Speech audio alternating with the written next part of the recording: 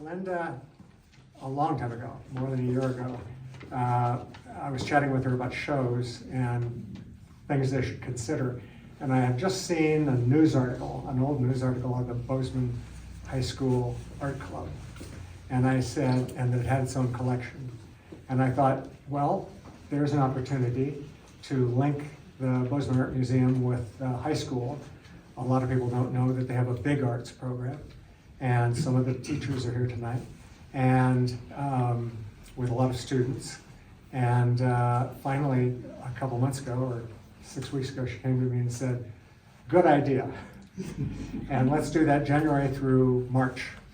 And so I went into the high school for the first time. I'd never been in there. I was much impressed with the piece. The place feels like a college campus.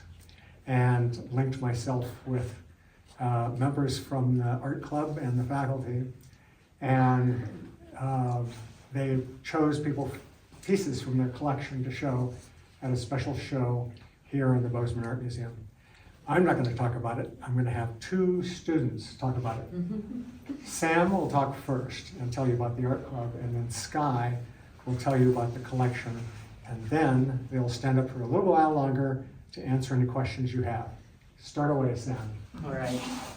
Hello, everyone. My name is Sam Funderburk. I'm Vice President of the Bozeman High Art Club. This is Sky Edwards, President of the Bozeman High Art Club, and we have Grace McDowell, our Secretary. And our other officer is Alistair Knoble, who's not here tonight. And then we also have Mr. Peterson and Haley Vidmar, two of our art teachers here. So I'm just going to talk a little bit about what Art Club does. And so we have been around since the 1960s.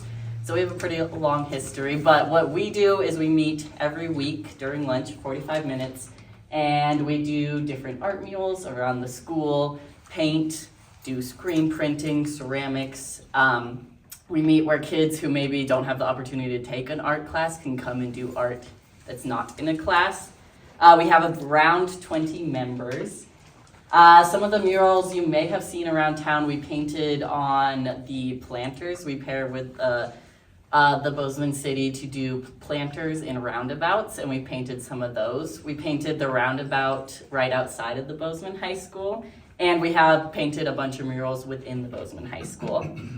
We do art sales sometimes. We'll do sales of every year we do a senior art show, and sometimes seniors will choose to sell their art that they've created. And we have also done sales with the Bozeman High Art Club where we create different paintings on clothing, bowls, all sorts of stuff, and sell it. We also do field trips. We've gone to Tin Works and done field trips there to see their gallery. And we bring in local artists. Bozeman High has a gallery in its school, and we brought in local artists to present in our gallery, and then also just come in and teach the art club. Last year we brought in Maren Steubenvall, a local artist who some of you guys may know, and she came and did a beautiful exposition at the gallery, and then came in and gave us a talk, which was really exciting. So if any of you guys are local artists and want to come and talk to the art club, we would be happy to have you guys come and do an artist talk or come show us some of your art. Yeah. Sam sort of talked about how we had Maren at our gallery, and that's another opportunity that the Bozeman High Art Club gets every year, is to select one artist and put them in the exhibit, the Robert and Jenny DeWeese gallery that we have at our high school, which is kind of tied in and gave us some preparation for how we curated this collection. So what you're seeing around you is around 40 pieces from our permanent collection, and right now we estimate that we have about 400 individual pieces of art that have been either donated or we've bought them. So they're not student works, but we've either bought them or they've been donated to us. And then I'm sure, as you can tell, we don't really have a theme here. We wanted to really showcase how eclectic and like the mixed media, mixed just everything that we could find in the school. So that's kind of how we decided to do this exhibition. And then just in picking them, a lot of them did come from like things that we've seen every day, like from our teachers' classrooms, from the hallways, from the libraries, things like that. But we also had the unique experience to go into some of our storage and see and bring some pieces to light that like hadn't been shown before, and we got to experience all of those. And then kind of just to end this, we think there's so many people that we need to thank, obviously. And one person in particular is Isabel Haynes, who, as I mentioned before, a lot of this has come from donated work, and she herself actually donated 130 pieces to the permanent collection from her personal collection. So obviously about a quarter of the work that we have is from her. Obviously we have to thank our teachers, Ms. Vidmar, Mr. Peterson, who help us day in, day out. Everyone here at BAM who made this show happen, got everything hung up, came to the school to pick up the works. And then thanks for everyone here for showing up to support us today. So thank you. Hold them here for a moment to tell you two quick anecdotes. One was that when all of these pieces were being selected, I was looking for an anchor piece.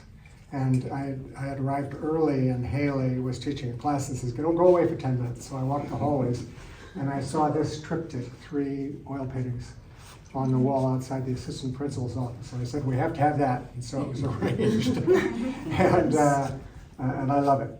And it's big and huge. The second one, Lady in Purple showed me. The art club has binders with 4 per page, each article of art with a description of where it is and the artist and so forth. And a lot of them don't have any information. That last piece down there that looks like a dried up fruit and so forth says artist unknown, title unknown. She walked up with her phone and took a picture of it, and AI told her the artist and the title. As a card-carrying registered old fart, these things always surprise me. And anyway, that was my story. Thank you, Sam, and thank you, Sky. And does anybody have any questions for them about the club or its collection? Other than that, we have all of these prawns. And Oh, yes. Sam says he's going to take care of the whole thing. There won't be any leftovers. Do you guys have like a email mailing list to announce the exhibits in the gallery outside of the school? I don't know. I We think usually we do. put ads out in the newspaper, and we don't anymore. Our department head, he does a lot with the gallery, and I'm not completely sure if we have an email list anymore. We post stuff on Facebook, and that's like a big announcement.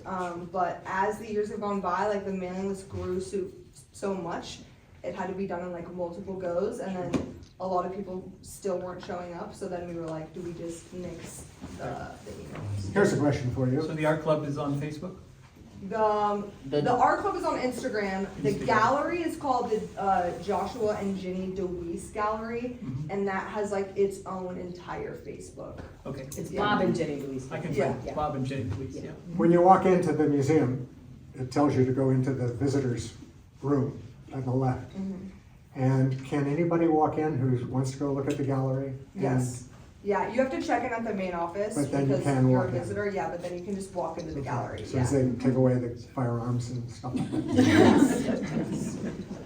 Other questions at all? Prawns. Crackers with salami. Good to have you all here tonight. Thank you.